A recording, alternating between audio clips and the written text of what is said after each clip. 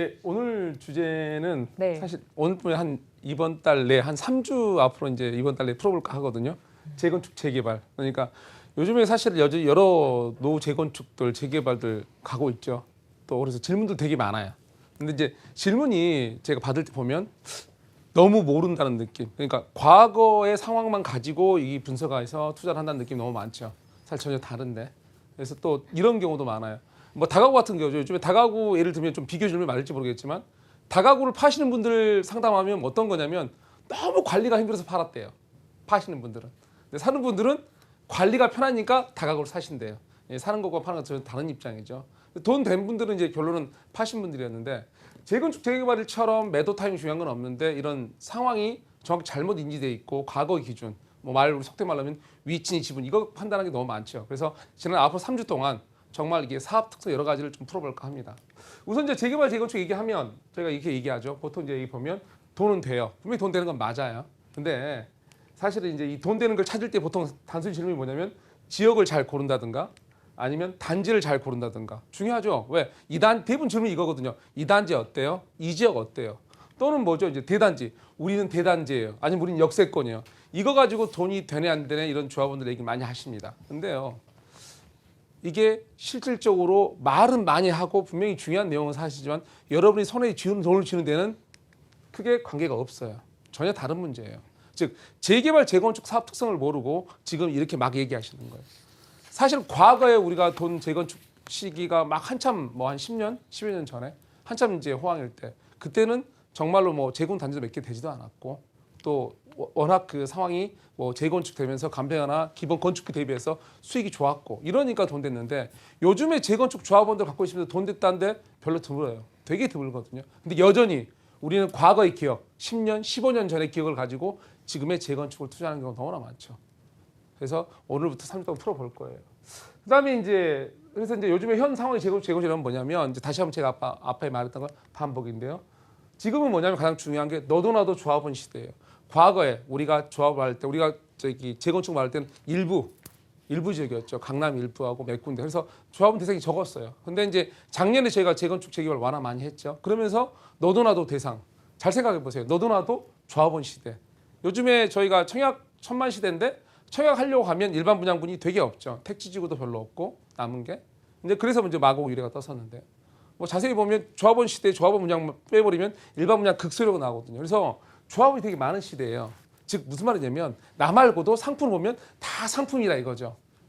공급이 많다는 소리예요. 조합원 상품이. 예전하고 전혀 틀려요. 지금 시대에 가장 중요한 건 너도나 조합원 시대고 또 중요한 건 뭐냐면 이 매도 타임 무슨 말이냐면 재건축 사업은 사실 되게 긴 사업이에요. 제가 뒤에 차분히 설명하겠지만 보통 이런 거죠. 가볍게 설명하면 보통 재건축이 언제 활성화되냐면 부동산 시장이 좋아야 돼요. 부동산 시장이 으쌰으쌰 가서 여기도 돈 되고 저기도 돈 되고 나 얼마 벌었어 분양권 해서 얼마나 좋아. 그런데 분양권 시장 같은 경우 보통 어떻게 되죠? 우리 입주 때까지 보면 입주 아파트 전환대 한 3년, 3년에서 길어 3년 수명이거든요. 재건축은 그런 분위기 때 와 할 때 일어나죠. 그런데요, 재건축은 스타트한 다음부터 이 입주 때까지 보통 평균 몇 년이 걸리죠? 최하 10년 걸려, 10년. 10년짜리 사업이에요, 기본적으로. 그것도 모두가 잘 됐을 때 10년짜리 사업이에요. 자, 저희가 부동산 호황이 10년 쭉 간다는 보장이 있나요?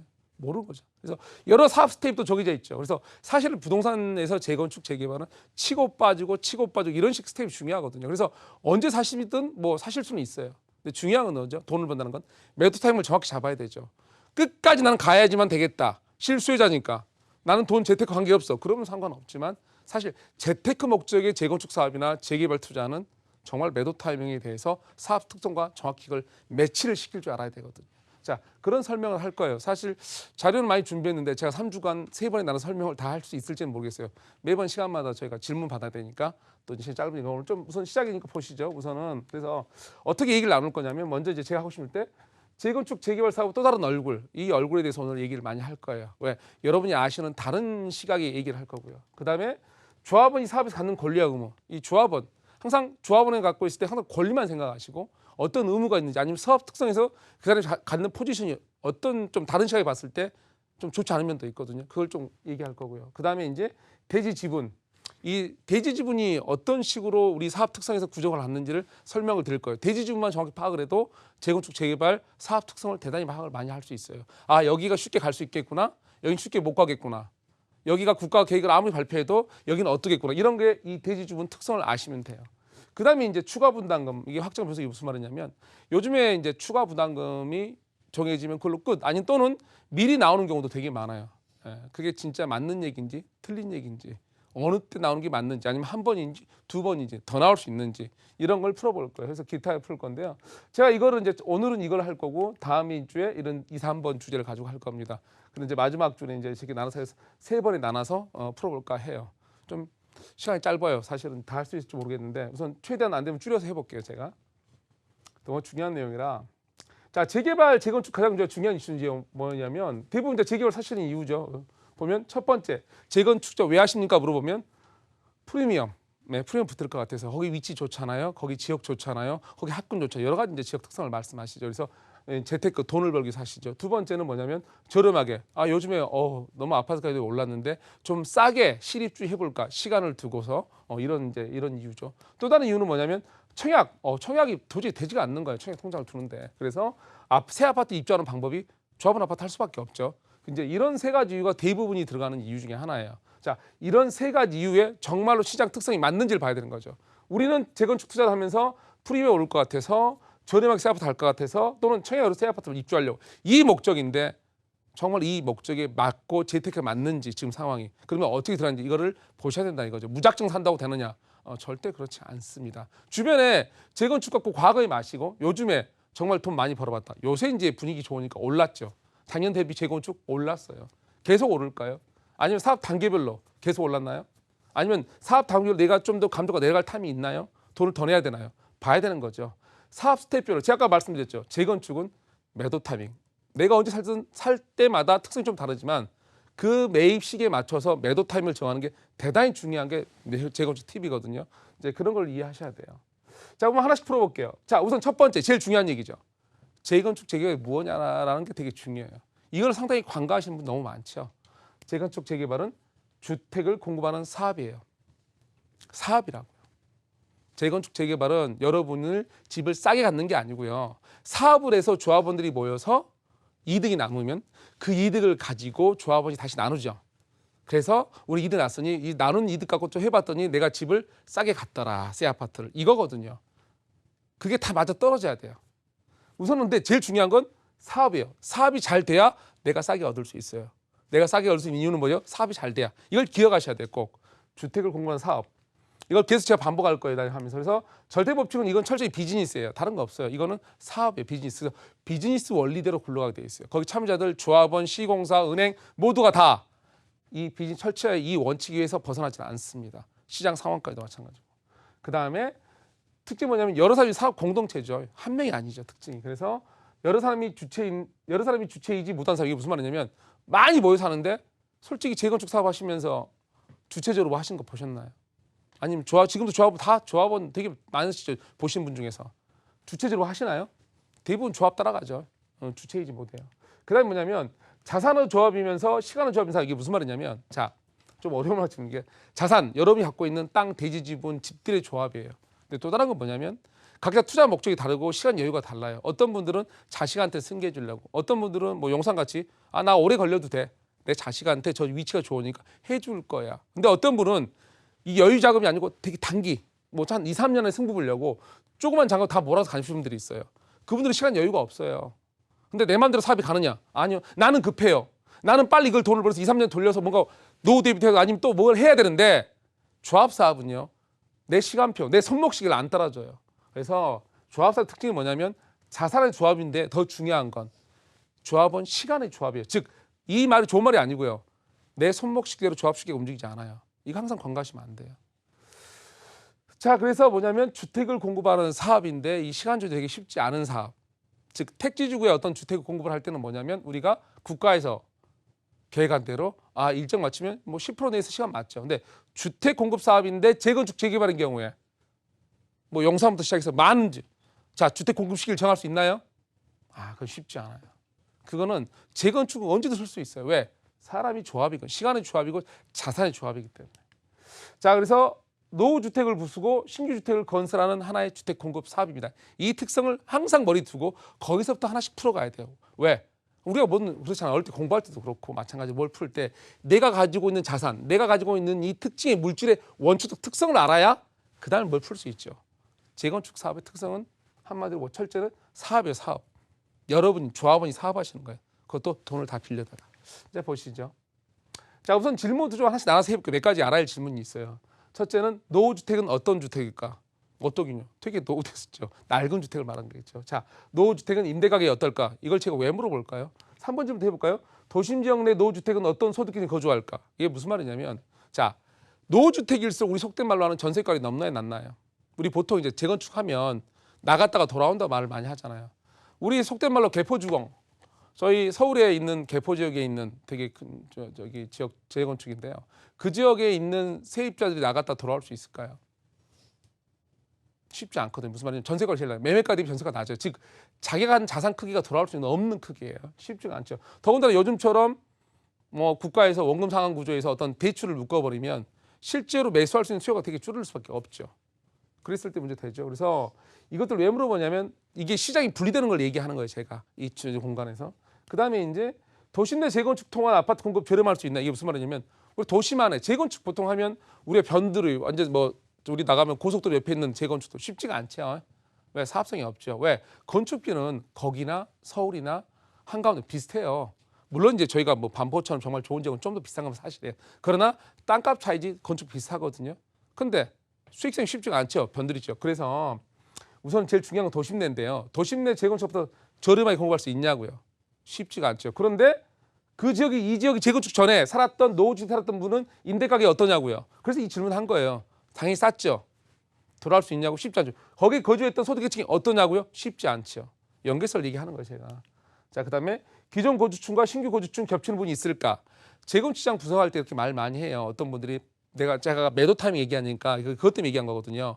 나갔다가 야, 이 사람들 들어올 때 공급하면 들어오니까 그때 옆에 사람들 타격받지 않냐 그러면서 이게 연계해서 분석 많이 하시는데 상당수의 우리나라 특히 좋은 지역일수록 전세가를 낮은 좋은 땅값 비싼 지역일수록 왜 작은 집 13평에 구축인이 안 살거든요. 그런 지역일수록 시장은 분리돼 버려요. 같이 가지 않아요. 그래서 그렇게 매도 타이밍을 공부하실 필요는 없어요. 그다음에 이건 뭐냐면 이제 저희가 아파트 공급에 대해서 사실은 재건축은 아까도 말씀드렸듯이 어떨 때 활성화되냐면 부동산 시장이 좋을 때. 또 중요한 거 뭐냐면 재건축 시업이 장기 사업이에요. 얼마 안에 끝나지 않아요. 분양권이 3년 안에 살인다 해도 나는 사업이 특성이 3년, 10년 이렇게 쭉 오래 가야 돼요. 그래서 어떤 주택 공급적 측면을 되게 많이 봐야 되거든요. 그래서 주택 공급량이 많아져지냐 이런 걸 잘 봐야 돼. 왜? 아까도 그랬잖아. 사업이기 때문에 내가 일반 분양으로 공급하는 부분이 되게 많고 또 그게 잘 되고 또 비싼 가격이 돼야 돼요. 또 그렇게 된다 해도 또 사업 특성상 많이 뺏기는 분도 많지만 그건 나중에 얘기할게요. 우선은 원론적으로라도 최소한 잘 돼야 돼요. 그러려면 나만의 공급이 많아야 되죠. 아니 나만의 공급이 이제 전체적으로 많지 않고 내 공급만 많아야 돼요. 이제 그런 원리인데 지금 장기적으로 우리가 공급이 어떻게 됐는지 좀 보실게요. 작년 자료를 가지고. 아무리 여기까지밖에 못 볼 것 같아요. 오늘은. 자, 이거는 이제 14년도 이제 건축 저희가 허가 멸시 이런 경우인데요. 이제 국토부 자료예요. 일부분 확대해서 볼게요. 이제 서울 위주로니까 서울 먼저 볼게요. 제가 서울 먼저 보면 뭐 좀 빨리 보면 확대 보면 이랬습니다. 이게 건축 허가가 없는데 작년에 서울이 6,000동을 허가했어요. 6,000동이에요. 동. 한 동, 두 동 이렇게. 그다음에 연면적으로 하면 600만 제곱미터 정도 돼요. 600만. 근데 여기 봐서는 뭐 느낌이 전혀 안 와요. 자, 근데 멸실하고 좀 비교하면 좀 달라요. 이제 이건 멸실인데요. 멸실 보면 이렇습니다. 멸실은 9,000동을 넘게 멸실했어요. 동수로면 약 3,000동이 넘게 더 멸실을 했죠. 많이 부셨네요.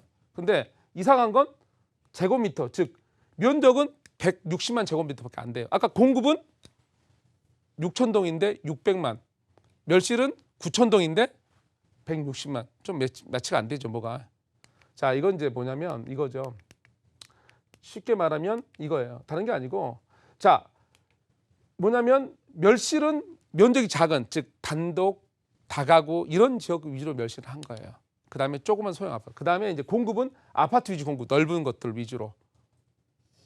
자, 이게 차이가 있는 거예요. 즉 우리는 지금 공급을 주택이 막 공급하는 것 같지만 철저히 아파트 위주의 공급이고 이거는 부시기만 하고 있는 거예요. 이쪽은 부족하고 이쪽은 증가만 하고 있죠. 전혀 다른 컨셉이죠. 그래서 일부 지역 같은 경우 뭐냐면 아까 제가 그랬죠. 분리돼 있어서 나간 주민이 돌아오지 못해요. 즉 어딜 입주민은 유치민 전쟁이 해야 돼요. 근데 입주민 유치민 전쟁이 한 지역에서 내가 이제 스타트 재건축 할 거예요. 그럼 잘못하면 아까 제가 그랬죠. 시장이 좋아야 부동산 일반 분야 이건 사업이기 때문에 돼요. 내가 아무리 위치가 좋고 대지분이 많고 우리가 사업성이 좋아 보여도 그 사업성에는 뭐냐면 사업 시작 전에 종이 한 장이에요. 사업 끝까지 가보지도 않고 여러분이 저하고 무슨 사업을 한다면 언제 정산을 하죠? 사업 다 끝나고 마지막이죠. 뭐 그 전에 우리가 추가 분담금이 뭐니 다 내는 얘기 무슨 얘기죠? 자, 대략 우리 영어로만 2%겠죠. 만약 이런 조건이 되면 이 정도 수익이 될 것 같아라는 거죠. 같아. 많은 조건 조합이 맞아야 되겠죠.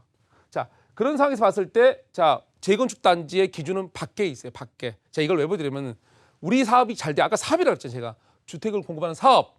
사업이 잘 되냐 마냐는 외부 요인이랑 비교했을 때 주택이니까 내 경쟁력이 있어야 되겠죠. 즉 우리 단지만 가지고 매일 비교하세요. 위치가 어때요? 대지 지분이 어때요? 우리는 대단지에 뭐예요?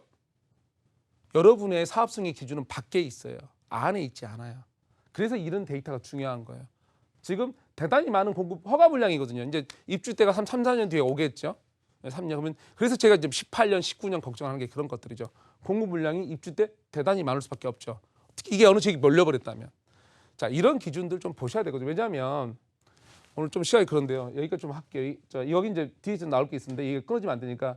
그런데 이건 또 좋은 얘기가 뭐냐면 그나마 좀 나은 게 뭐냐면 이게 이제 이거거든요. 보시면 주택 종합계획이에요. 여기 보시면 저희 인구 감소를 대비해서 더 이상 외곽 지역에 집을 안 만들어요. 외곽 지역에 집을 안 만들거든요.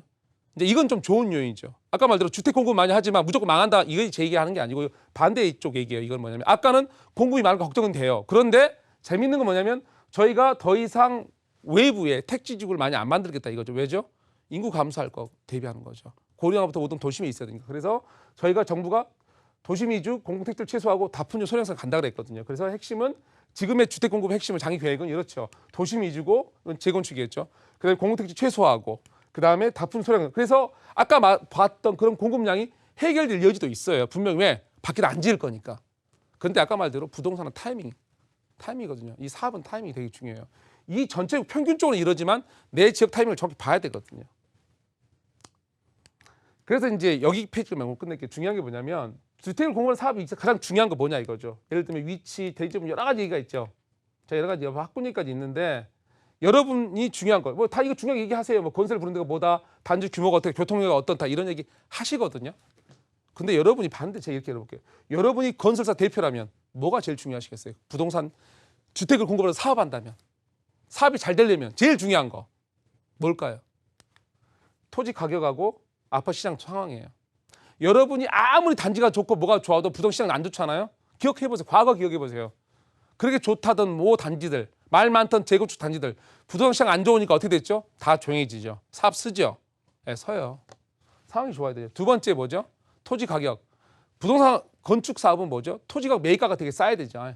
근데 매입가가 싸면 여러분 사업은 어떻게 되죠? 조합은 감정가 싼 건데 쉽지 않겠죠.